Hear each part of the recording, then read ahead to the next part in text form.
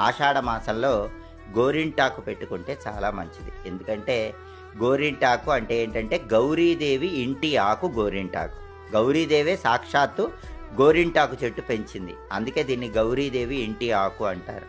అందుకే ఆషాఢ మాసంలో పెళ్ళైన వాళ్ళు గానీ, పెళ్లి గాని వాళ్ళు గానీ ఎవరైనా సరే ఆడవాళ్ళు గానీ, మగవాళ్ళు గానీ గోరింటాకు పెట్టుకుంటే చాలా మంచిది. మగవాళ్ళు కూడా గోరింటాకు పెట్టుకోవచ్చు. ఎందుకంటే దీన్ని నఖరంజని అంటారు. అంటే గోళ్ళకున్నటువంటి అనారోగ్యాలు పోగొడుతుంది. కాబట్టి మగవాళ్ళైనా, ఆడవాళ్ళైనా ఆషాఢ మాసంలో గోరింటాకు పెట్టుకుంటే గౌరీదేవి అనుగ్రహం ఉంటుంది. ఆషాఢ మాసంలో గోరింటాకు పెట్టుకుంటే చాలా మంచిది. ఎందుకంటే గోరింటాకు అంటే ఏంటంటే గౌరీదేవి ఇంటి ఆకు గోరింటాకు. గౌరీదేవే సాక్షాత్తు గోరింటాకు చెట్టు పెంచింది. అందుకే దీన్ని గౌరీదేవి ఇంటి ఆకు అంటారు. అందుకే ఆషాఢ మాసంలో పెళ్ళైన వాళ్ళు గానీ, పెళ్లి గాని వాళ్ళు గానీ ఎవరైనా సరే ఆడవాళ్ళు గానీ, మగవాళ్ళు గానీ గోరింటాకు పెట్టుకుంటే చాలా మంచిది. మగవాళ్ళు కూడా గోరింటాకు పెట్టుకోవచ్చు. ఎందుకంటే దీన్ని నఖరంజని అంటారు. అంటే గోళ్ళకున్నటువంటి అనారోగ్యాలు పోగొడుతుంది. కాబట్టి మగవాళ్ళైనా, ఆడవాళ్ళైనా ఆషాఢ మాసంలో గోరింటాకు పెట్టుకుంటే గౌరీదేవి అనుగ్రహం ఉంటుంది.